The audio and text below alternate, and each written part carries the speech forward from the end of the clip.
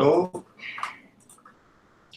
Bom, pessoal, boa noite, então. Sejam todos bem-vindos à nossa aula de Direito Ambiental, nossa segunda aula, né? Agora, hoje, nesse momento, sobre modalidade síncrona e com o conteúdo já postado para que vocês tenham acesso no SIGA, né? E nos meus slides, e depois essa aula também eu vou deixar ela gravada e aí disponível para vocês terem acesso, e se for o caso, né, voltar aí a assistir para fixar melhor, tá? Porque a gente às vezes acaba falando com um pouquinho de rapidez, e aí, se for esse o caso, você pode voltar e olhar. Se eu tiver travado ou alguma coisa assim, né, isso sempre pode acontecer, então eu sempre peço, caso aconteça, que vocês me avisem, liga o áudio, manda uma mensagem, ou manda uma mensagem no WhatsApp também, né? Enfim, dá um jeito de me avisar se estiver travado, tá? Terminando o último atendimento do dia aqui, e começamos agora. Começando a aula agora. Nossos dias estão cada vez menores, né? E com mais coisas para fazer. Mas isso que é bom. Todo mundo passou bem a semana? 100%? Todo mundo curado, sarado, ninguém doente? Mais ou menos, Bianca? Tem que estar 100%, Bianca. Não pode estar mais ou menos, não. Tem que estar animado, né? Para poder afastar o desânimo, a preguiça. Eu tô bichada do estômago, Oi? Então não tô bem. Oi? Eu tô bichada do estômago, então não tô bem. Toma já uma cafeína bem forte, Tô fazendo tratamento. Um boldo, um trem amargo, uma flor da Amazônia, que é para matar o mal pela raiz, né? Eu faço assim. Tudo que é bom eu já vou tomando logo, que é para acabar com tudo uma vez e não sentir nada. Bom, pessoal, na aula passada, nós começamos a falar sobre as noções introdutórias do direito ambiental, né? Nós falamos o que é o direito ambiental, falamos os aspectos do direito ambiental, qual a relevância, né, a justificativa, a importância do direito ambiental para nós, para a sociedade como um todo, né, para os outros ramos do direito, né, e hoje nós vamos entrar um pouco mais aí nas questões de classificação do direito ambiental, né, um pouco mais doutrinária. Vamos falar sobre os princípios, sobre as fontes, sobre a previsão do direito ambiental dentro do direito constitucional. Lembra que na aula passada eu falei que o direito ambiental ele tem reflexos nos outros ramos do direito, no direito civil, porque ele gera responsabilidade civil, no direito empresarial, porque toca também nas atividades empresariais, né? A gente vê inúmeras empresas aí respondendo processos ambientais, no direito agrário, porque toca diretamente, até porque um dos instrumentos, né, de utilização da manifestação do trabalho aí é a terra, né, ou o gado, ou a indústria, enfim, tudo isso acaba de alguma forma tocando diretamente no meio ambiente, né? Então, isso revela para nós a importância e a necessidade de observação das normas ambientais, para que assim esse agente ou esse cidadão não incorra de repente em alguma penalização, né? A gente vê muita penalização para empresa, muita penalização para fazenda, para empresa urbana e também para empresa rural, né? Outro dia eu tive um caso de draga na exploração, outro caso de uma terra onde o proprietário abriu uma represa e com isso ele deu uma desviadinha no curso do rio lá para cair um pouquinho d'água dentro da represa dele, e aí vem, né, a SEMA, vem o IBAMA, vem todo mundo junto, e porque atinge a fauna, atinge a flora, e multa, e etc. e tal. Então, toca em todos esses ramos. Hoje nós vamos falar um pouquinho mais, né, diretamente, né, um pouco menos filosófico, um pouco mais direto aí, né, entrando um pouco mais aí no direito material, sobre o direito ambiental, tá? Eu vou compartilhar com vocês, então, um slide, que já está, inclusive, lá no SIGA, mas é o que nós vamos usar aqui como dorso, né, da nossa explanação, tá? Ok, deixa eu desbloquear o meu conteúdo e compartilhar uma tela inteira, permitir, tela inteira, permitir. Alguém, por favor, coloque o áudio e me informe se, nesse momento, vocês estão vendo A tela do slide. Tá aparecendo, professor. Beleza, professor. Tá aparecendo. Beleza, então. Eu vou ficar alternando entre a tela do slide e a tela de vocês. Beleza. Aqui na tela de vocês eu tenho que liberar a entrada para quem está pedindo.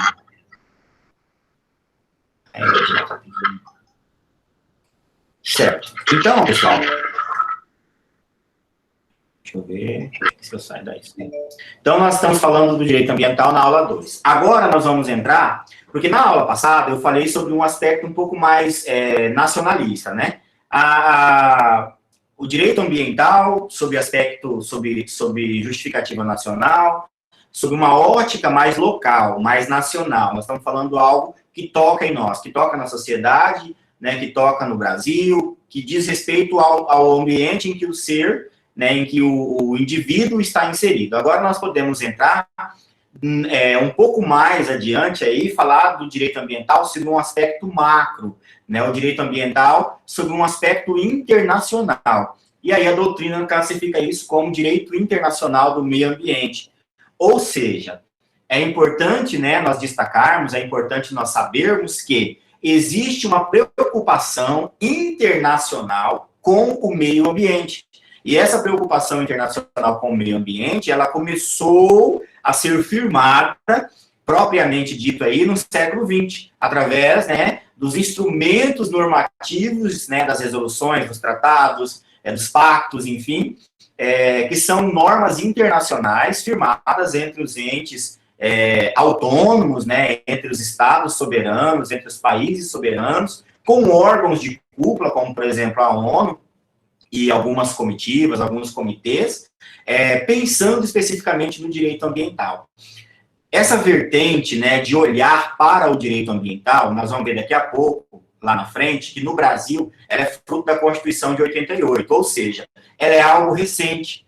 E internacionalmente falando, também não fica distante, né? A gente vê que as primeiras normas de direito internacional firmadas vieram todas do século XX, né? Todas depois de 1900. Então, antes, pensava-se mais, né, na época colonial, na época imperialista, né, das monarquias e tal, pensava-se mais no Estado soberano, na utilização dos recursos naturais desse Estado soberano e no crescimento individual de cada Estado. Hoje, nós temos um pensamento coletivo, né, nós falamos lá sobre o direito ambiental, né, sobre um aspecto difuso na aula passada, lembra? Né, o direito ambiental sob um aspecto difuso, ele vai em todas as direções, ele alcança todos os cidadãos, então é beneficiado ou é prejudicado por um ato contra o meio ambiente ou a favor do meio ambiente, tanto aquele que praticou o ato, como a sociedade civil como um todo, como o bebê que ainda nem nasceu e amanhã vai estar num ambiente degradado, como o idoso que sempre cuidou e agora veio alguém de uma nova geração e estragou e poluiu, né, e feriu o meio ambiente. Então, nós falamos do meio ambiente sobre esse aspecto difuso, né, e coletivo aí, né, macro, mas aqui a gente está abordando agora, então, ele sob um olhar internacional. Ou seja, não é apenas o Brasil que desenvolveu normas ou que parou para pensar o meio ambiente. Na verdade, isso não nasce daqui. Na verdade, isso é fruto, né, esse olhar mais profundo para o direito ambiental, é fruto de um pensamento internacional, de uma união promovida pelos entes soberanos, principalmente pelos estados mais desenvolvidos, principalmente falando aí, né, dos estados de primeiro mundo, dos órgãos de cúpula, né, da Europa, dos Estados Unidos, do G12, enfim, e aí vai... que tem esse olhar um pouco mais voltado, né, que já superaram algumas questões mais medievais da sobrevivência humana, como, por exemplo, o IDH, o índice de mortalidade infantil, o analfabetismo, ou seja, já superaram essas primeiras preocupações aí com a vida como um todo, e agora começaram a olhar também para esse outro aspecto, que não é menos importante, apenas era uma visão que não estava sendo voltada ainda. E hoje, de fato, né, os órgãos internacionais se preocupam muito. Tanto é que vocês viram aí no início da era Bolsonaro, né, do governo Bolsonaro, a grande preocupação dos órgãos internacionais com a Amazônia. né, e a gente viu diversas manifestações que foram, em alguns pontos até, algumas alfinetadas em relação à soberania nacional, em razão das políticas do governo, né, que não são políticas essencialmente voltadas aí para a preservação, como seriam, por exemplo, as políticas apresentadas pela candidata Marina Silva, que é uma candidata da bandeira verde, né, uma candidata que tem como principal slogan da sua candidatura, né, da sua concorrência, especificamente a preservação do meio ambiente e tudo mais. Então, eu me lembro muito bem de algumas entrevistas bem polêmicas que saíram, né, por exemplo, se eu não estou enganado, com um embaixador francês que falou alguma coisa, né, e o Bolsonaro replicou, né, até assim, na minha opinião, fora da razão, porque tem que manter o decoro como chefe do Executivo Nacional, representante do povo, não pode sair falando abobrinha, mas ele rebateu na mesma altura, né, falou, vai plantar árvore no fundo do quintal de vocês, que esquece a Amazônia, que ela tem dono, e nós somos soberanos, e a gente que manda aqui, vocês cuidem do seu. Por que você não refloresta o seu e deixa o nosso quieto? Né, essa foi a resposta dele. Mas, enfim, isso tudo gera muita preocupação, né, nosso presidente sempre foi polêmico e não quero dizer se isso é bom ou ruim, né? Mas faz parte. Enfim, então essa preocupação internacional, ela reflete para nós, né? E ela se materializa na criação, né? No desenvolver de um sistema de regras internacionais que protegem, que tutelam, né? Que são diretrizes para a proteção do meio ambiente. O Sirvinskas, que é o nosso autor básico, ele diz que esse crescimento do pensamento sobre o direito ambiental internacional, ele é fruto do século XX, basicamente, tá? Segundo Sirvinskas, né, trata-se, então, de um conjunto de regras e princípios que criam obrigações e direitos de natureza ambiental para os estados e também para as organizações internacionais. Esse é o conceito aí de direito ambiental internacional, ou direito internacional do meio ambiente. São regras aplicadas aos estados soberanos, e aí quando eu digo estados, eu estou falando dos países, das nações, né, enfim, que são soberanos em si, e que criam regras para que eles, desde que, respeitando sua soberania, sejam signatários, ou seja, os países escolhem se querem ou não aceitar um tratado, se querem ou não aderir a um acordo internacional, não é impositivo, até porque respeita-se aí a soberania, né? Não é impositivo entre aspas, porque às vezes tem meios para impor, né? É uma sanção econômica aqui, é outra sanção ali, e aí vai. Tem países que têm poder, né, para poder persuadir esses estados que não querem participar, né? E não apenas pelos estados, mas também por organizações intergovernamentais, tá? Por exemplo, a ONU, acordos internacionais firmados entre próprias empresas, né, empresas que têm uma grande atuação, que emitem, por exemplo, um grande número de poluentes, podem firmar acordos para diminuição de emissão de gases, né, isso tudo são normas de direito ambiental internacional, ou direito internacional do meio ambiente, tá? Quais são, então, esses normativos, né, esses instrumentos normativos internacionais utilizados para regulamentar o direito do meio ambiente de forma internacional?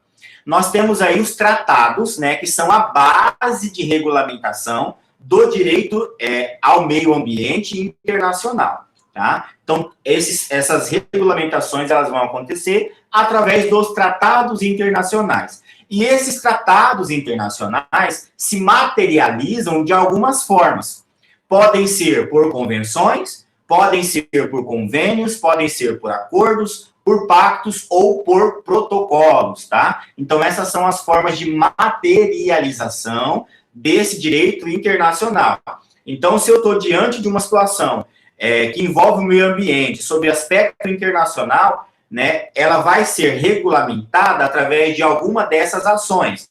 Pode ser uma convenção, né, vamos realizar a convenção da cúpula contra a emissão de gases poluentes, né, e pode ser através de um convênio firmado entre vários governos, através de um acordo, de um pacto ou de um protocolo.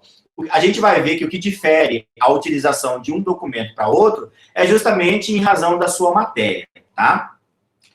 Vamos lá, então. Tratados internacionais representam aí a regulamentação maior, né? Trata-se de um acordo, né? Um acordo de vontades, não é impositivo, entre países soberanos, ou seja, eles podem ou não aderir, né? Se tornarem signatários deste tratado ou dessa norma internacional aí, né? E que vai depender da matéria, a nomenclatura que esse tratado vai receber, tá?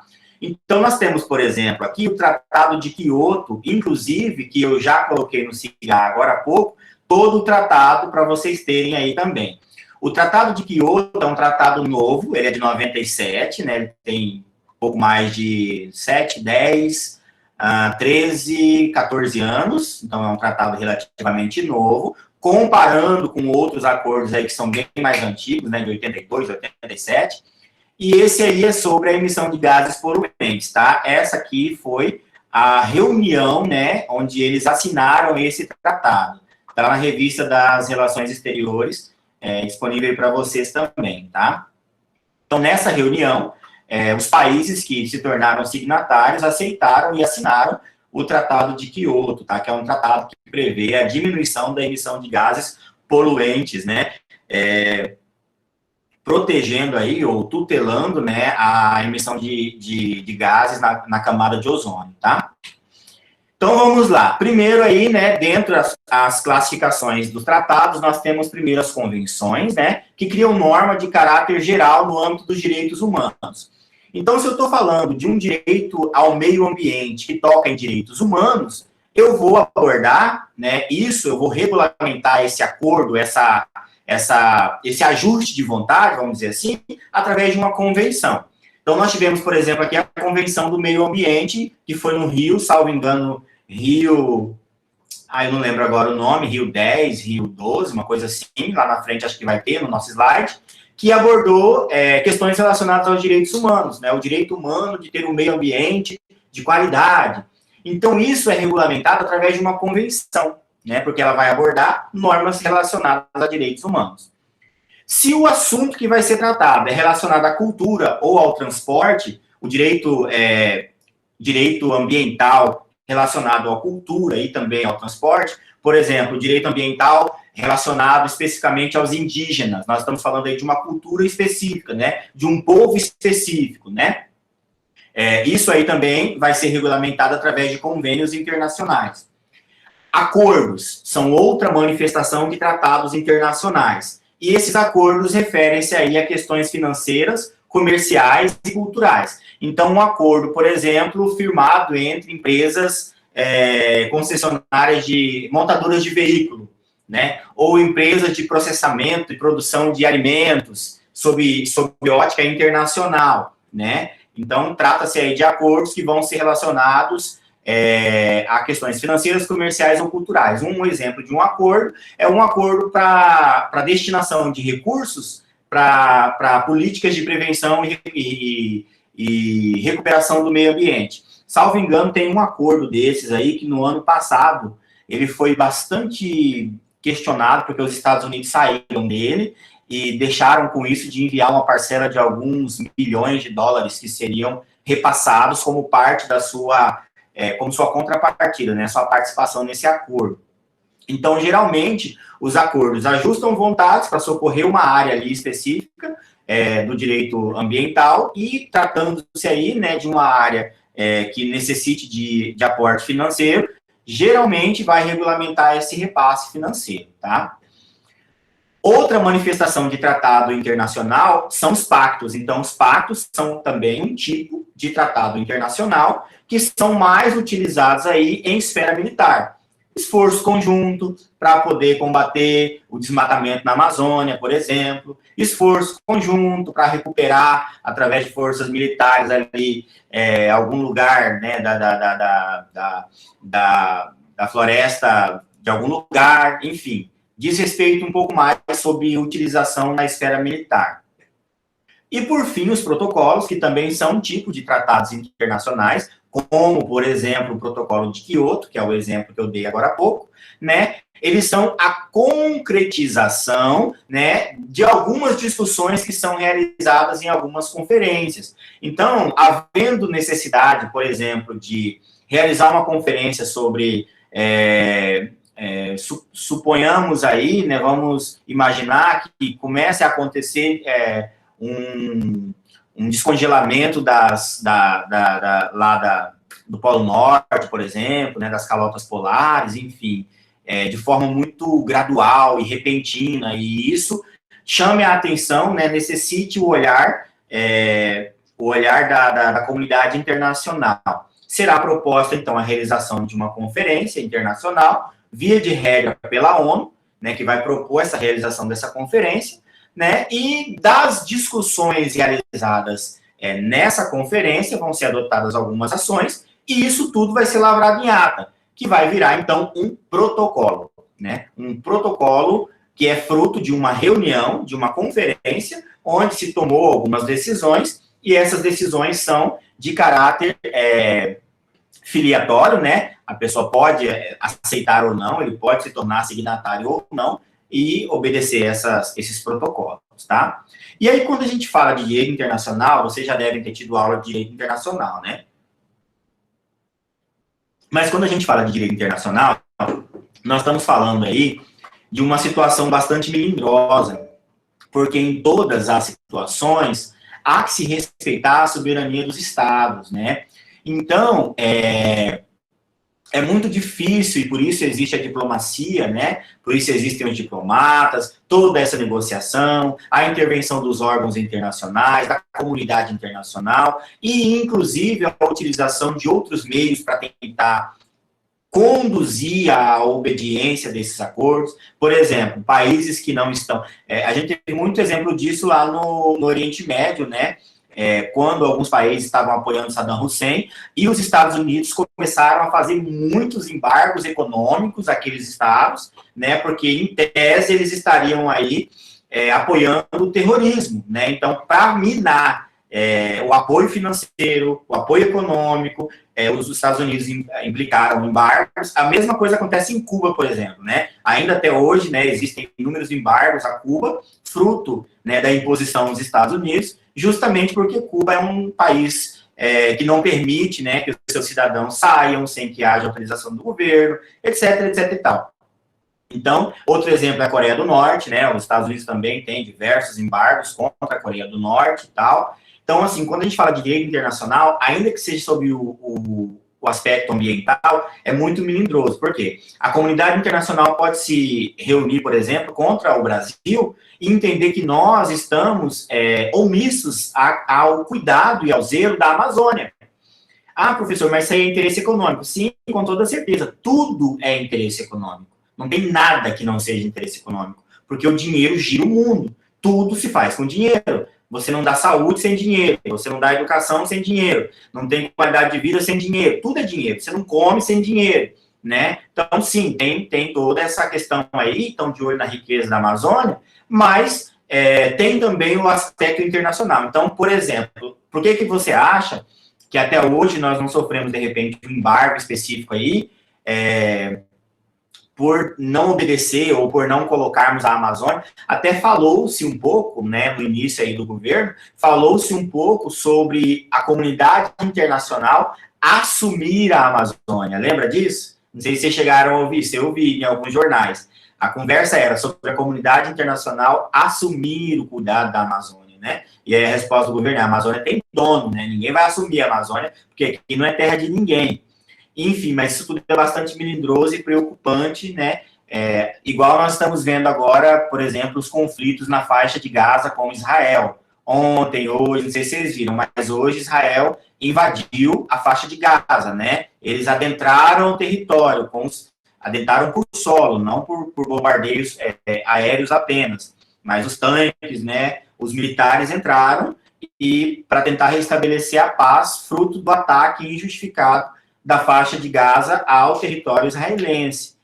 E isso é, sem sombra de dúvidas, aí, um ponto muito vulnerável para a comunidade internacional, inclusive a ONU já emitiu um parecer pedindo que os ânimos se acalmem, os Estados Unidos já emitiram também seu parecer, mas ficaram do lado de Israel, falando que Israel deveria se proteger sim, né, eu também penso assim, mas enfim, tudo isso nós estamos falando de autonomia de estados, né, então é bastante melindroso e bastante fino, é perigoso, né, você não pode impor, né, que um país, por exemplo, não permita as queimadas, porque há países em que essas queimadas são parte da sua cultura, né? Queimar o solo para ele voltar. Há países em que o abate animal, né, faz parte da sua cultura, gente. Vamos pensar na Espanha, por exemplo, lá com as touradas, né?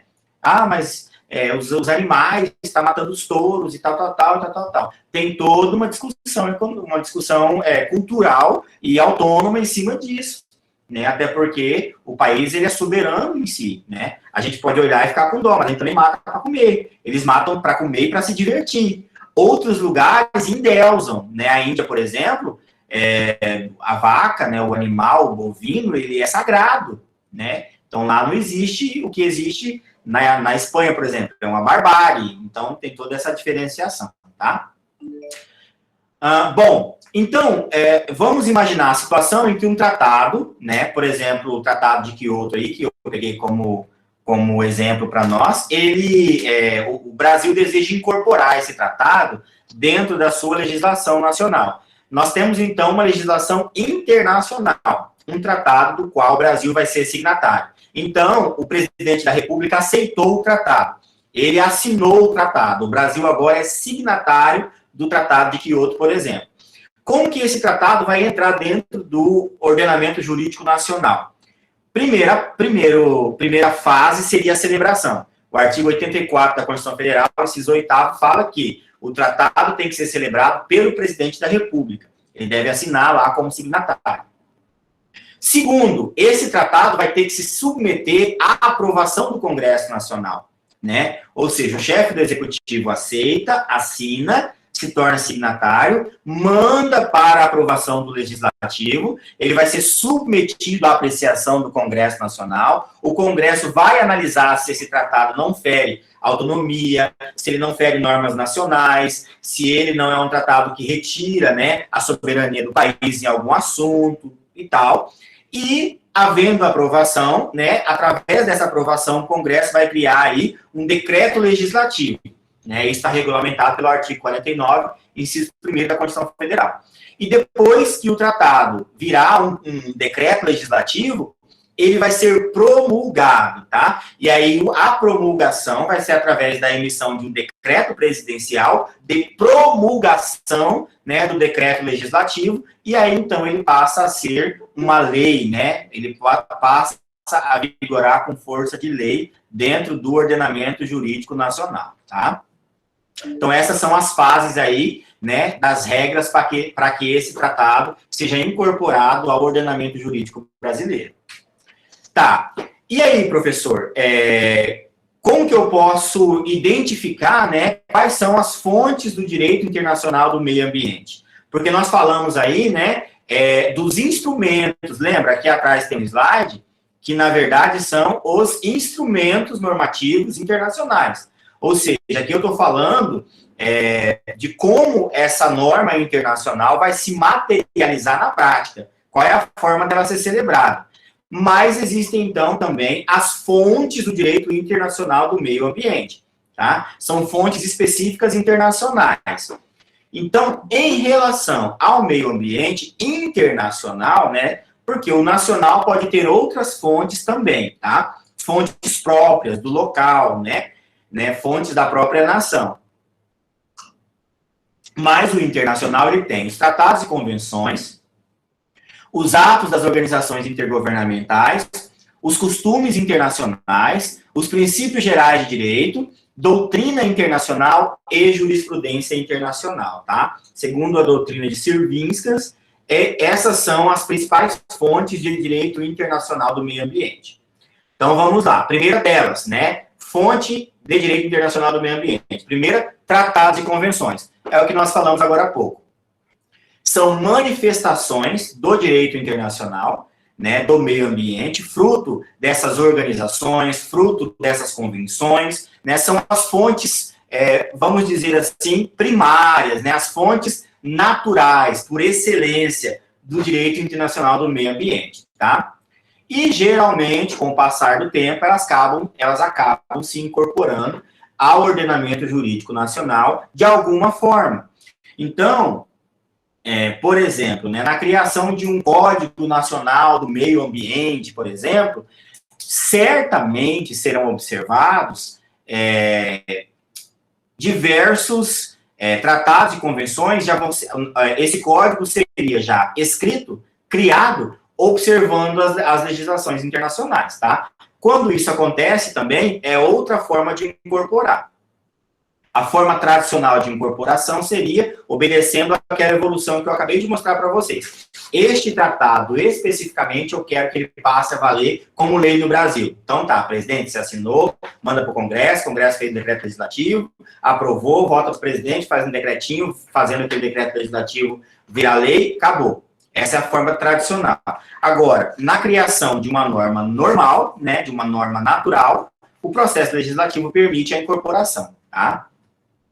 Outra fonte de direito internacional do meio ambiente são os atos das organizações intergovernamentais, né? Aí nós temos que essas organizações intergovernamentais, né, essas organizações que não dependem especificamente da autorização de um governo, ou que não são fruto, né, da vontade de um governo, podem firmar acordos, e esses acordos, ainda que não sejam registrados pela ONU, que é a Organização das Nações Unidas, eles têm força, né, normativa entre as organizações.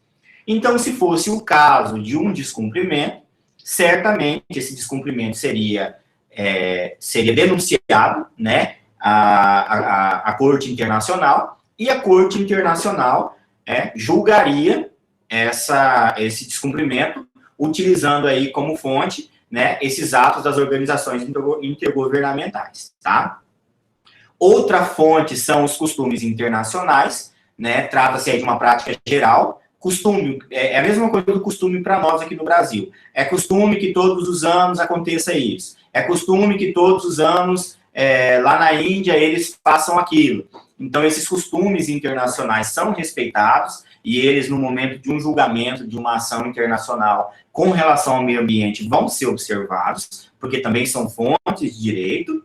Princípios gerais de direito como um todo, tá? Esse princípio geral de direito, ele foi estabelecido, né, foi reconhecida a sua validade como fonte de direito internacional do meio ambiente pelo Estatuto da Corte Permanente de Justiça Internacional. Então, você pode ir no Google, mas eu também vou colocar lá depois, vou subir ele para vocês. Existe um estatuto, tá, da Corte Permanente de Justiça Internacional, que regulamenta. E, dentre as regulamentações, há a previsão de que os princípios gerais de direito vão ser utilizados quando da necessidade de um julgamento internacional, tá? Vocês se lembram? Acho que o exemplo mais recente foi quando a Gleisi Hoffmann levou o caso do Lula para a Corte Internacional, pediu um julgamento na comissão de Haia, porque supostamente ele era um preso político, né? Esse é um exemplo aí de julgamento da Corte de Justiça Internacional, tá? Nesse caso do Lula, nem por curiosidade eu fui atrás para saber se foi mesmo, se não foi. Eu vi ela esbravejando pelos jornais afora que ia levar. Não sei nem se levou, né? Mas esse é um exemplo. Outro exemplo, né? Outros dois exemplos finais aí de fontes do direito internacional do meio ambiente são a doutrina internacional e a jurisprudência internacional, tá? Doutrina internacional, gente, assim como para nós, né, no direito, doutrina, né? Todas as doutrinas, elas são fontes de direito. O que é uma doutrina? É um estudo firmado por algum profissional da área, né? Por alguém que tenha capacidade, reconhecimento, conhecimento, de fato, e isso gera formação de conhecimento. Então, a doutrina é fruto de um estudo realizado por alguém gabaritado, por alguém que tem conhecimento sobre o assunto e reconhecimento, né, respeito, e essas doutrinas internacionais, sim, são respeitadas também como fonte de direito do meio ambiente internacional. Além disso, as jurisprudências, né? Jurisprudências próprias, né? Emanadas aí da Corte Internacional. Todas elas são observadas quando se houver necessidade de um julgamento. Muito difícil acontecer. Geralmente, a Corte Internacional vai tocar mais sobre um aspecto aí diplomático, né? Vai tentar sempre resolver pela diplomacia, tá? Voltando, tá. E aí eu trago para vocês, apenas aí a título de conhecimento, não preciso ler tudo, né? Alguns documentos internacionais do meio ambiente, tá?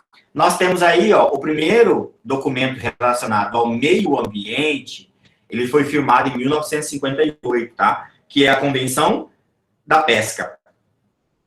Bem antigo, né? De 58. Mas você vê que já é aqui de 1900, né? Não é de antes de 1900, tá? Depois, em 1971, a Convenção de Ramsar, que tratou sobre a proteção de zonas úmidas de importância internacional para habitats de aves aquáticas.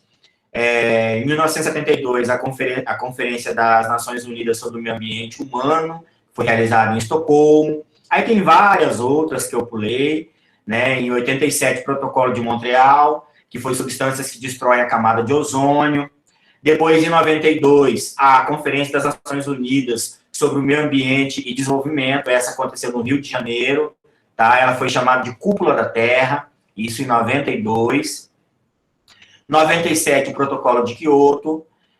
2007, a Conferência de Bali, na Indonésia, que foi o COP13. 2010, em Cancún. 2012, Conferência das Nações Unidas sobre o Desenvolvimento Sustentável, que foi a Rio+20, né?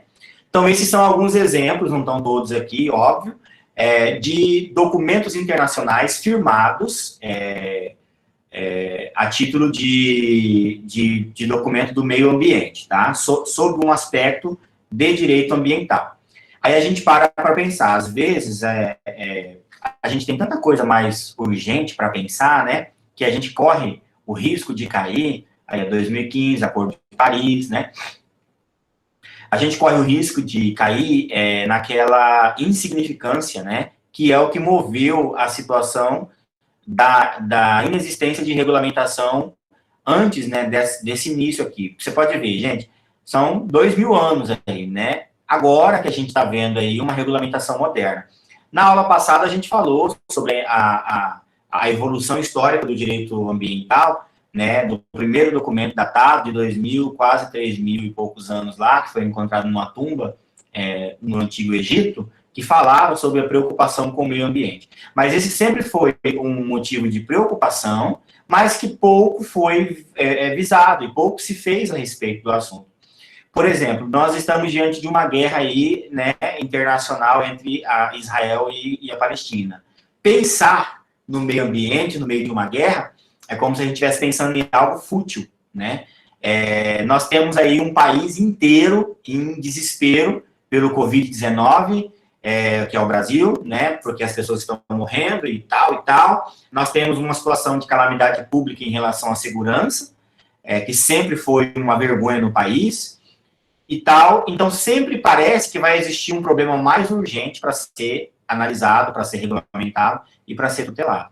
Sempre parece que vai ter algo mais importante. E, na verdade, é essa necessidade de desconstrução que a gente precisa ter, né, como uma nova geração que nós somos, como futuros manejadores desse direito, né, como futuros legisladores, como futuros julgadores e formadores de opinião, cidadãos, né, pais, mães que vão criar filhos aí, né, para habitar esse planeta quando nós não estivermos mais. Então, essa necessidade de olhar para isso, para nós, ela é urgente sim, né?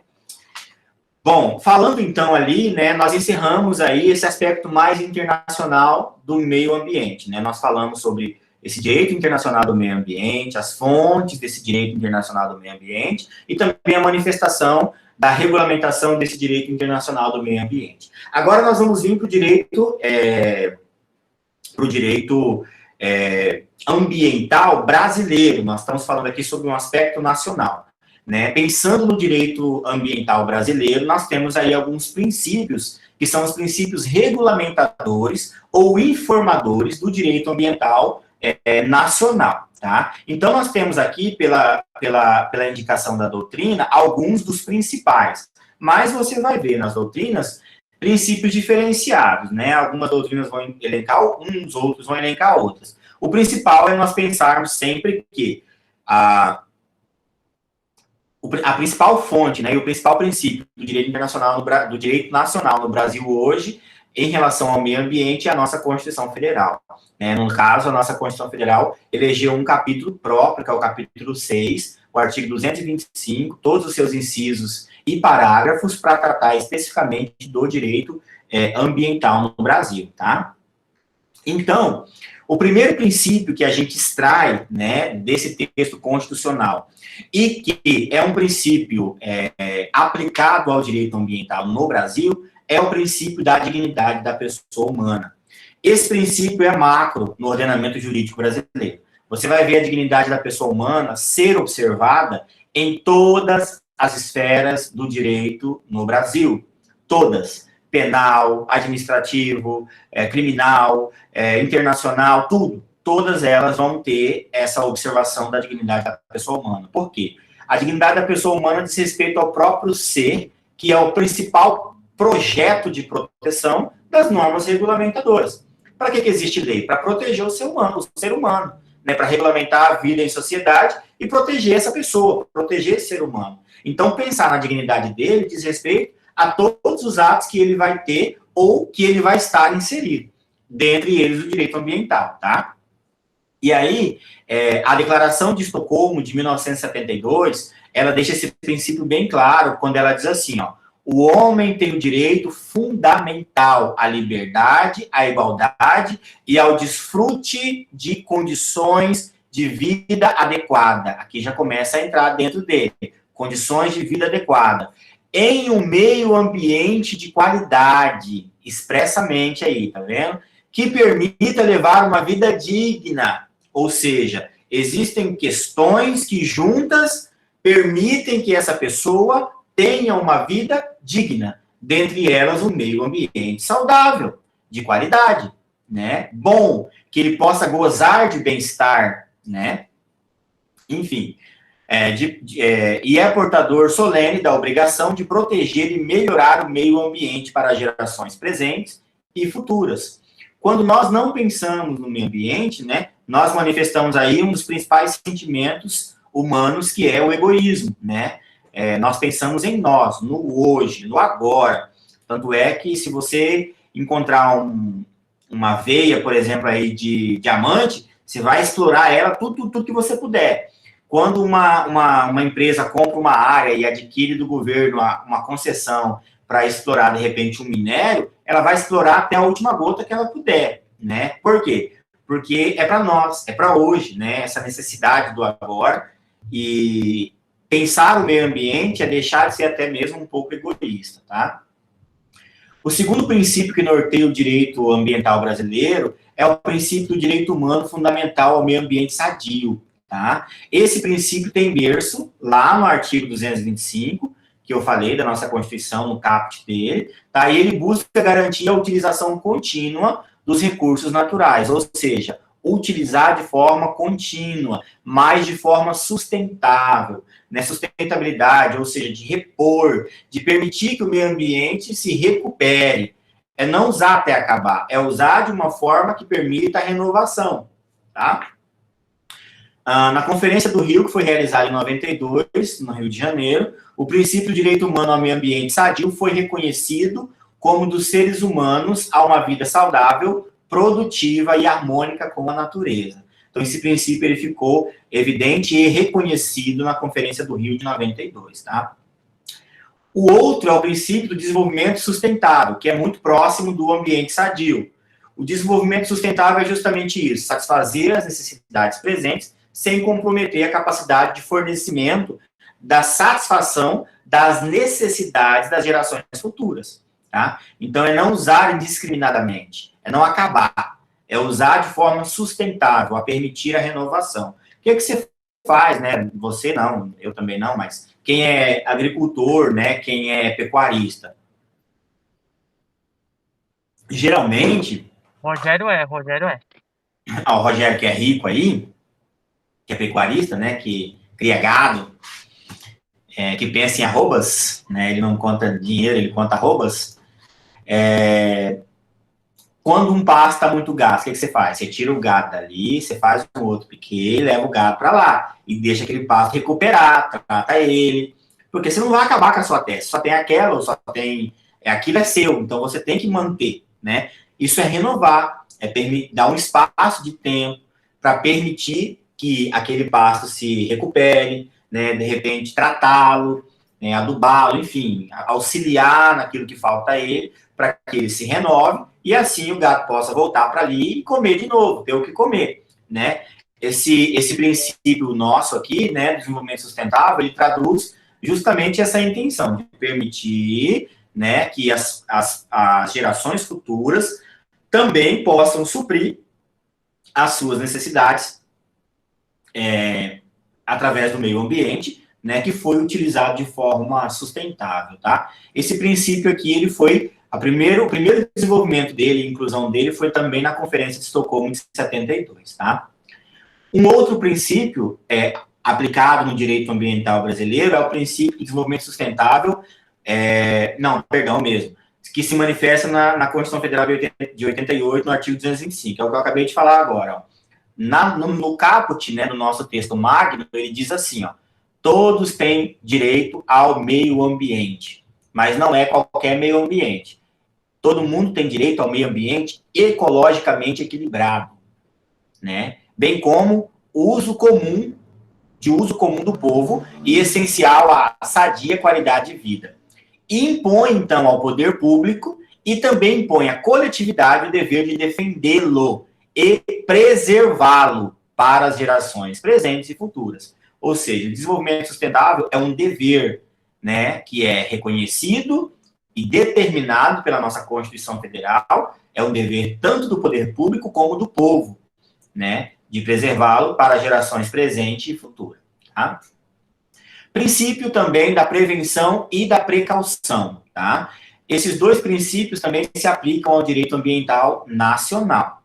Né? O princípio da prevenção, ele objetiva o quê? Impedir que aconteçam danos ao meio ambiente, né, concretizando-se através de adoção de medidas de cautela para evitar que aconteçam danos ao meio ambiente, né? Exemplo, atividades potencialmente poluidoras, que vão utilizar recursos naturais, etc. e tal. Então, caso haja alguma situação em que há risco de dano ao meio ambiente, via de regra, aquela autorização de utilização que foi solicitada não vai ser permitida, ela vai ser negada, ou aquela obra vai ser notificada, enfim. Para você ter uma ideia, gente, hoje, inclusive, até existe, inclusive, a necessidade de análise de impacto do solo para a construção, por exemplo, de um cemitério.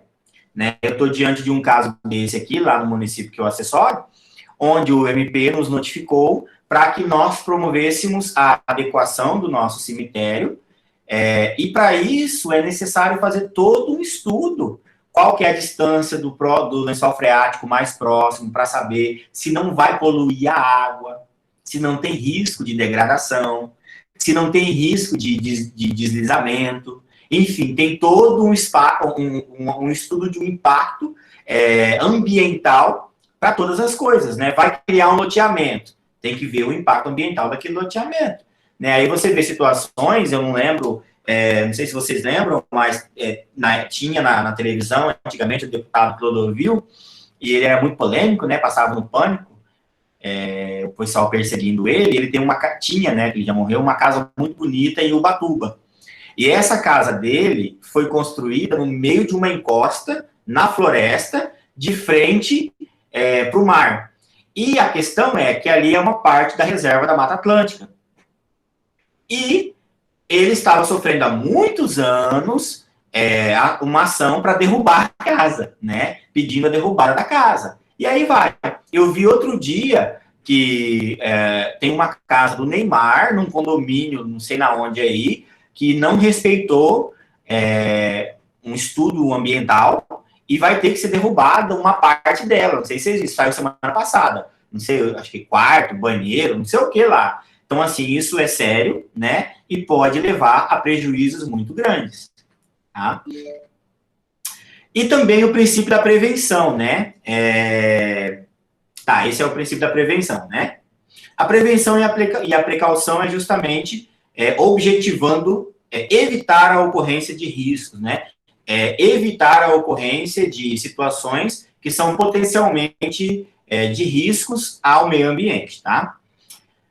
Tem ainda o princípio do poluidor pagador, que é aquele que diz que se você polui, você vai ter que adequar o local, você vai ter que refazer, você vai ter que pagar, né? Você vai ter que custear as despesas aí, tá? Muita gente pensa, né, e aí tem até um desentendimento doutrinário acerca desse princípio, que é justamente a possibilidade de, já que eu vou pagar, eu posso fazer. Ah, não, eu pago a multa e tá tudo bem. Esse é um exemplo aí, no caso do Neymar, né?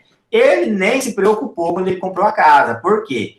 Pelo jornal que eu vi, ele foi informado de que a casa tinha um problema ambiental. E ele assumiu o risco, né? E pagou, acho que 3 milhões na casa. E assumiu o risco e disse, não, eu organizo, eu arrumo. Mas, por quê? Porque quando você tem dinheiro, né? Às vezes, pode parecer assim, não tô nem aí, eu vou desviar o curso do Rio, depois vem uma multa para mim e eu pago a multa, né? Não é assim, né? Na verdade, o princípio do poluidor pagador não exime, por exemplo, a recuperação. Então, se está errado, além de pagar, derruba e volta ao que era antes, né? Então, isso tudo aí é bastante sério. E a grande discussão doutrinária sobre esse princípio é justamente isso. Se com a previsão do pagamento ou do ressarcimento, não haveria aí uma cultura de autorização da ocorrência, né? E isso fica muito claro que não, né? Não é porque se paga que se justifica. Mas, né, um princípio é o princípio da função social e ambiental da propriedade. A função social é um princípio que se aplica em todos os ramos aí falando de propriedade, né? E essa propriedade, ela precisa ter um fundamento ambiental aí respeitado, né? Tem que se respeitar a função social da propriedade em relação às suas questões ambientais, tá? Princípio ainda da participação comunitária, né? Não é um princípio expresso aí, exclusivo do direito ambiental, tá? Mas que traduz essa ideia de que há necessidade da participação da população em geral, né? Da participação comunitária para a resolução das questões relacionadas, especificamente aqui falando do direito ambiental, no direito ambiental, né? Então, esse princípio, ele fomenta ou ele incentiva a participação comunitária nas decisões, tá? A participação comunitária na tutela do meio ambiente foi objeto do princípio 10 da Declaração do Rio de 92, tá? Também está previsto lá na Declaração do Rio. Então, esses são os principais princípios aí elencados pela doutrina, tá?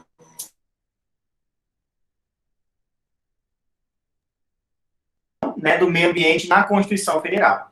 Todos esses princípios que nós vimos agora aqui, ó, eles são princípios extraídos do artigo 225, né? São princípios que têm um cordão umbilical na nossa Constituição Federal. São frutos dali, através de interpretação e de extração do próprio texto constitucional, tá? E essa previsão constitucional, né, ela não é fruto especificamente da Constituição de 88, porque tivemos aí uma pequena indicação em alguns instrumentos constitucionais anteriores, né? Vocês não tiveram aula comigo de constitucional contemporâneo, vocês vão ter cidade, e lá vocês vão ver a evolução constitucional do direito constitucional no Brasil. Mas você já viu esse direito constitucional desde 1824, né? Com o Brasil Império ali saindo das abas de Portugal, com a primeira Constituição, que foi a Constituição criada entre aspas, aí por Dom Pedro, né, depois da Noite da Agonia, vocês devem lembrar disso.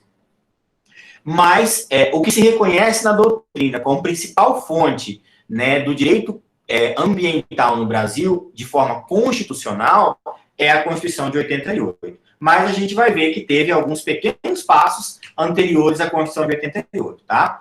Por exemplo, na Constituição de 24, que foi a Constituição do Brasil Império, o Brasil era essencialmente agrícola, né? Nessa época da Constituição de 24, dois partidos políticos dividiam o Brasil, né? Que era o partido pró e os contra, né? O anti-lusitanos. O fruto aí foi com a ruptura de Portugal, né? O Brasil, sob um aspecto, só um minutinho, pessoal.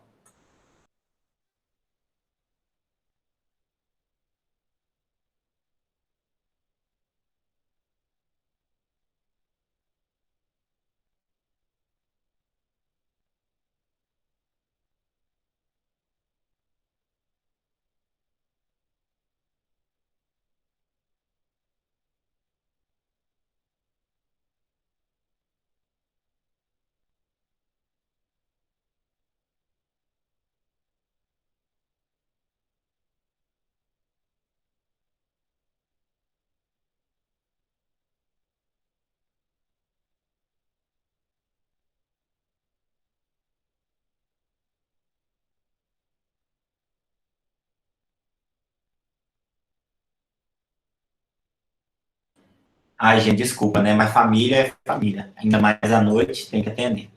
Voltando aqui ao que eu estava falando da Constituição de 24, né? O que se pretendeu aqui, a proteção, foi justamente os interesses da monarquia, né? Então, essa Constituição de 24 não previu nada relacionado ao meio ambiente, tá? Não teve nenhuma previsão específica no texto constitucional sobre o meio ambiente.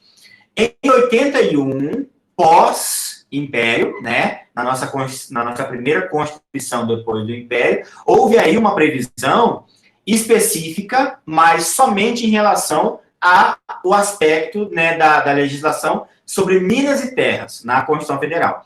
Minas e terras tratam aí de questões ambientais, porque nós estamos falando de exploração do solo, né, mas também só foi isso, não teve outra regulamentação maior. A Constituição de 34 já foi um pouquinho mais abrangente, né? A Constituição aí dos Estados Unidos do Brasil, né? Lembra? Essa Constituição, ela previu a proteção de algumas outras coisas. Beleza natural, patrimônio histórico, artístico, cultural, e também imputou à União o poder de legislar sobre o subsolo, mineração e outras coisas aí. Caça, floresta, pesca, exploração, etc. e tal. Então, na Constituição de 34, nós já tivemos uma abertura um pouco maior. Mas foi uma previsão própria, né? Foi uma previsão específica, tá? Na de 37 também teve algumas pequenas previsões. Na de 46 manteve o que tinha, né? E incluiu aí a água, a energia elétrica, também proteção paisagística, proteção ao patrimônio, mas também não como a Constituição de 88. Em 67 também manteve, né, e incluiu aí algumas outras questões, como a defesa das calamidades públicas, né, as secas e inundações e tal. E, por fim, a nossa Constituição de 88, que é a mãe do nosso direito ambiental, tá? A Constituição de 88, ela é um texto, assim, magnífico, magnífico. Eu não sei como nós, Brasil, fomos capazes de produzir, né, vou usar uma linguagem vulgar aqui, né, como nós fomos capazes de parir uma Constituição tão completa, porque nós somos Brasil, né, nós somos Brasil, nós somos bagunça. Brasil, infelizmente, é sinônimo de bagunça, né, Brasil, eu não sei como, nós temos um texto tão completo que me surpreende sempre. Eu dei aula de Direito Constitucional há 2 anos, eu me surpreendo sempre quando eu olho como a nossa Constituição é completa, né?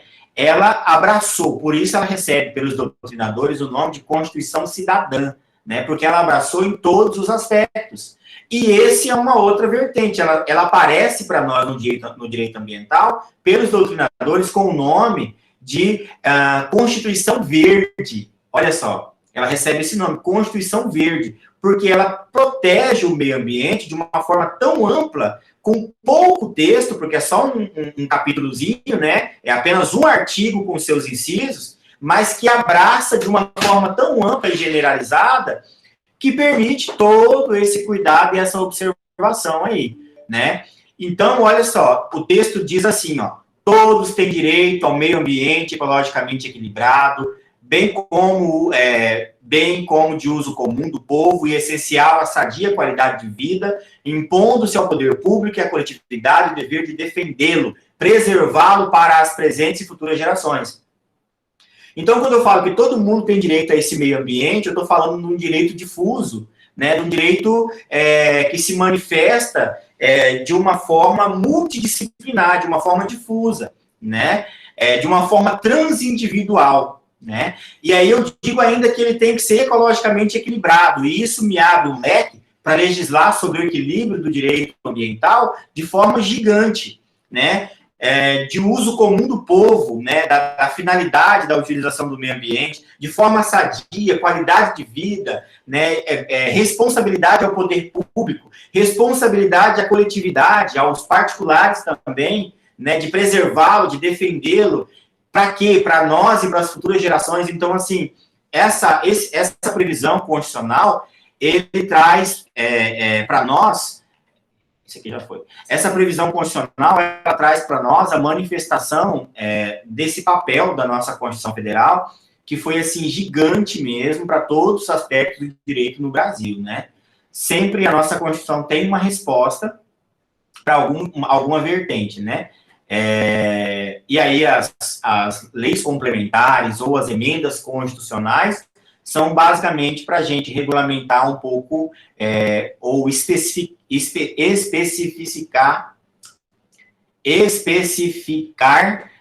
um direito próprio, né? Esmiuçar um pouco mais, mas a base dele já está ali, né? Então, a nossa Constituição Verde é a Constituição de 88, que é a principal fonte de direito para nosso direito ambiental, tá? Bom, eu vou parar aqui, então, a apresentação. Eu tive que correr um pouquinho na minha fala hoje, né? Até cansei a garganta, porque era muita matéria. Mas vocês vão poder rever tudo isso com calma, ou vendo, assistindo, e também lendo, porque no Word que eu mandei está mais completo do que no slide, tá? Bom, avisos, pessoal. Se vocês olharem o nosso plano de ensino, vocês vão ver que na semana que vem nós temos uma avaliação, tá? Nossa primeira avaliação. Esta avaliação vai valer 10. Uma moto passando aqui na rua, não sei se vocês chegaram a ouvir. Essa avaliação vai valer 10 pontos, né? E vai estar disponíveis para os senhores na sexta-feira que vem, às 19 horas. 20 por 48 horas, tá? Sexta às 19, sábado às 19, domingo às 19. Domingo encerra o tempo de resposta dela, tá? Respondam, vai ser 5 tentativas e vai computar o seu melhor resultado. Tá? Então, assim, semana que vem nós não temos aula síncrona, né? Você não vai me ver aqui na aulinha, nós vamos ter prova. Você vai entrar a partir das 19 e vai responder a sua prova. São 5 tentativas, salvo engano. Cada tentativa você tem até 1 hora para responder, né, para fazer ela. Eu não sei qual que é o tempo máximo que o trem deixa você aberto lá, não sei se é 1 hora, se é 1h20, mas é o limite que ele deixa, que geralmente eu coloco.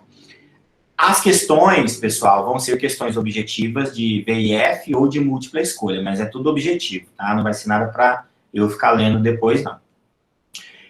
Falei de 0 a 10 pontos, tá? Então, primeira avaliaçãozinha, semana que vem. Aviso, pessoal, por favor, para ninguém faltar. Quero pedir aos nobres colegas, a esses alunos mais belos da Unemate, por gentileza, essas meninas lindas que pintaram, né? Usaram a Mary Kay, a Boca Rosa, a Avon, para fazer suas maquiagens hoje. Por gentileza, que abram suas câmeras, por favor. Os meninos também, né, que não usaram sua Avon, ou que até usaram, né, a sua Avon, a sua Mary Kay, não sei, pode usar. Abra aí a sua câmera, por favor, que eu gostaria de fazer a chamada agora. O Jefferson de Marins está com cara de que usou um pó para poder deixar a pele boa na TV, né, Jefferson? Você sabe quando a gente vai para a TV, a gente tem que passar um pozinho, né, um trenzinho para deixar a pele melhor, né? Isso que é. Certo, pessoal. Ó, tô vendo o povo que eu não vi na aula passada. Como vai, dona Edna? Tudo bem? Saudade da senhora. Tudo bem, professor? Tomar um café na nossa aula. Sim, um bolinho da Solange. Tá vendo? Bom, vamos lá então, pessoal. Vou fazer a chamada, tá? Hoje é dia 14/5/21. Daqui a pouco tá acabando o semestre já, gente. Já é Natal de novo. Meu Deus. E aí eu fico mais velho. Ana Caroline. Ana Caroline? Se estiver presente, liga o áudio, fala presente, por favor. Não esquece de, na hora de falar presente, ligar o áudio, tá, pessoal? Então, Ana Caroline faltou, né? Ana Júlia Zanetti. Presente. Beleza, Ana. Anderson Bezerra. Presente. Beleza, Anderson. Bianca Eduarda. Presente, professor. Sim, senhora, dona Bianca. Bruno Bernardes de Aguilar. Cadê o Bruno? Bruno faltou? Falta. Foi no banheiro, professor. A sala era assim, né? Cláudia Regina. Não? Não. Daniel Estevão. Presente, professor. Aí, Daniel, com chapeuzinho. Na minha terra chama de chapeuzinho de rouba-ovo, Daniel. Na escola agrícola que eu estudava, quando a gente ia com o chapeuzinho desse, por falar que a gente ia para roubar ovo. Mas não é não, viu? É chapeuzinho bonito. É fashion. Tô zoando, não. David Marques. A gente fala demais, né? David Marques. Não? Faltou? Denis Husers. Hello, tamo aí. Como pronuncia seu nome, Denis? Reusner. Hã? Aqui no Mato Grosso é Reusner, no sul é Reusner. Reusner. Qual que é a origem? Alemã? Alemã. Vixe, menino, misericórdia. Alemão não gosta muito dos peitinhos, não. Que nada, só faz amor. É que você é um alemão brasileiro, né? Então, exatamente, pode. Naturalizado. Aí. Edmilson Oliveira. Presente, professor. Presente. Aí, beleza, Edmilson, tô te vendo. Edna, dona Edna. Presente, professor. Beleza. Esmeralda. Presente, professor. Beleza, Esmeralda. Estela Reis. Presente, professor. Beleza, Estela. Expedito. Expedito Folha. É da guarda religiosa, professor. Ah, é verdade. Ele até mandou para mim já. Da semana passada. Fabrício de Carvalho. Presente, professor. Aí, Fabrício. Felipe de Carvalho. Tudo irmão? Presente. Futuro sócio. Futuro sócio, Felipe? Mas parece, hein? Tá louco. Aí. Gabriela Nascimento. Gabriela? Faltou? Não, ela tava aí. Ah, é, parece que é ela que me falou que não tá com áudio. Deixa eu ver aqui. Ana Larissa, a Jaqueline falou que tá sem áudio. Aí. Gabriela? Não? Professor. Vou deixar em branco. Se ela aparecer. Tá. Hélio.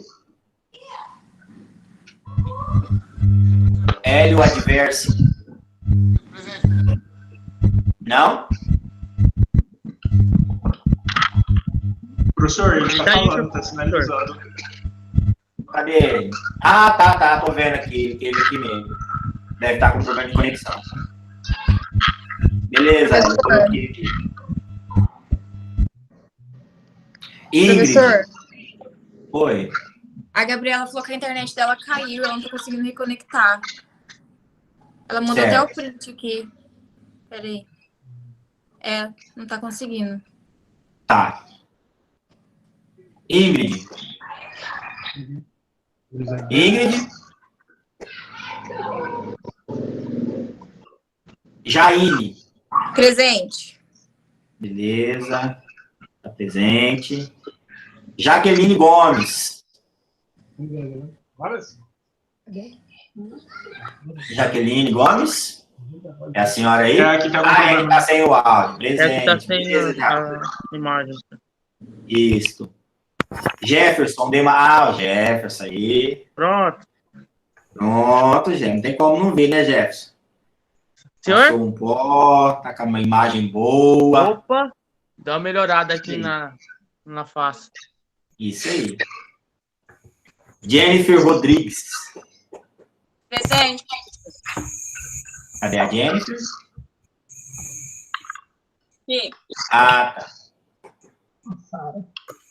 João Franklin. Presente, professor. Presente, João. No Maranhão. Fala de novo aí, João. Opa! Baixando. Porque tá com muita gente aqui. Aí a minha tela tava menor. Beleza, João.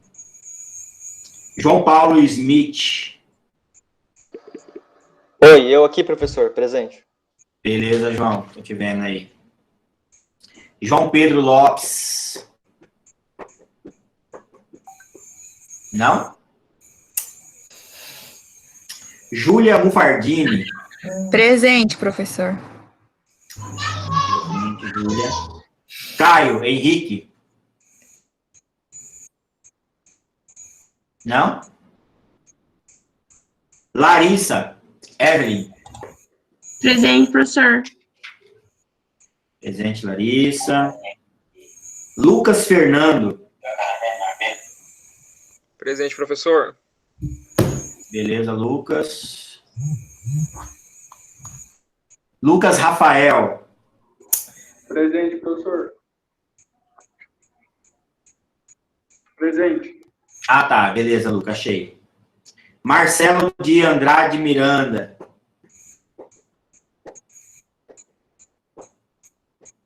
Marcelo?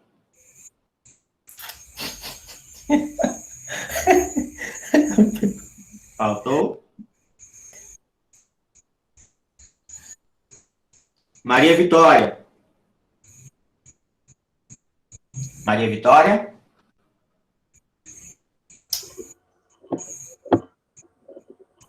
Matheus Mendes. Presente, professor. Beleza, Matheus. Nasli. Nasli. Nasli. Faltou, né? Não tem falta. Natália. Presente, professor. Beleza. Paloma. Presente, professor. Beleza, Paloma. Pedro Augusto. Pedro Augusto. Pedro Augusto. Ah, o Caio voltou, né?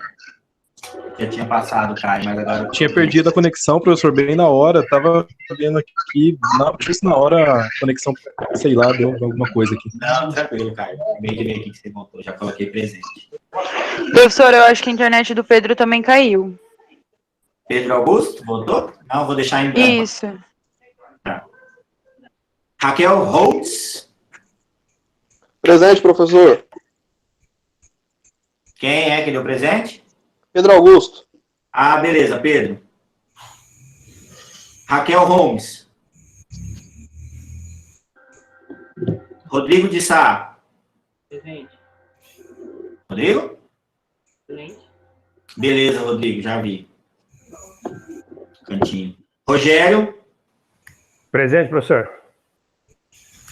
Rosa. Rosa Maria. Aí, Rosa, tô vendo. Tá sem áudio, mas eu vi.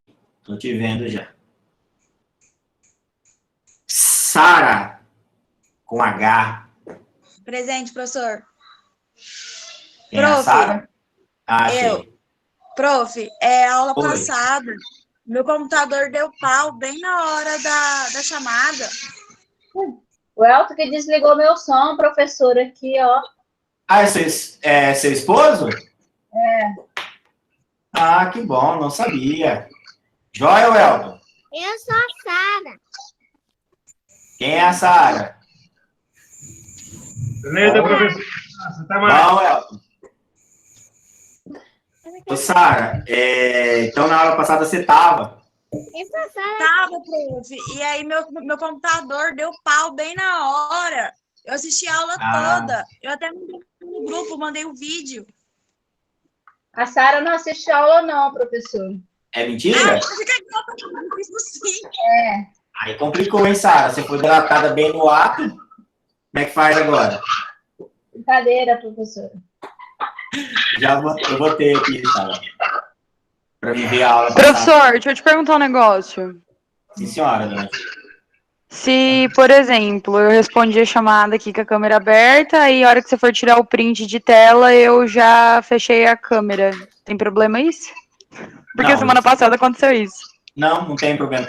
A questão é eu te ver, né? O print é só por coisa para eu manter aqui, mas Beleza. Eu te ver que vendo, eu sei que a minha presença não está errada, tá? Thalia. Thalia, acho que a Thalia faltou de novo, hein? Avisa ela, semana que vem já é prova. O Alisson. Cadê o Mucura? Tá no Maranhão, não vai ser dele, não. Professor. Oi. É que eu tô com meu irmãozinho aqui, ele tá chorando. Posso sair da aula ou não? Gabriel. Já vou dar um print, só falta um. Pera aí. Wenderson. Tô aqui, presente. Beleza, Wenderson. Pessoal, só abre a câmera aí para dar um print e encerramos por aí. Todo mundo bonito, fazendo pose. Gabriel aqui. De internet. Gabriel? Gabriel. Tá bom, Gabriel. Vamos lá. 1, 2, 3. Olha aqui. Olha aqui, como que eu tô. O Edmilson tá com a filha dele. Vou tirar uma foto, que ela tá com uma coisa de princesa bem bonita. Aí, ó. Olha o rapaz falando com você, ó, professor. Fala. O professor tirou uma foto sua. Fala oi. Fala oi, eu sou a Sara. Oi, tudo bem, moça? Eu sou a Sara de amigo. Olha aqui que eu tenho. Que lindo que você tem, hein? Tá dispensado, pessoal. Eu sou a Sara de amigo. Chamire. Tchau, moça. Tchau. Tchau. Tchau, gente. Oi. Ó, o rapazinho também tá dando tchau. Vou parar de gravar. Tchau, tchau. Foi o Elton, professor com graça, chamando o Alisson de Mucura. Interromper a gravação. Interromper.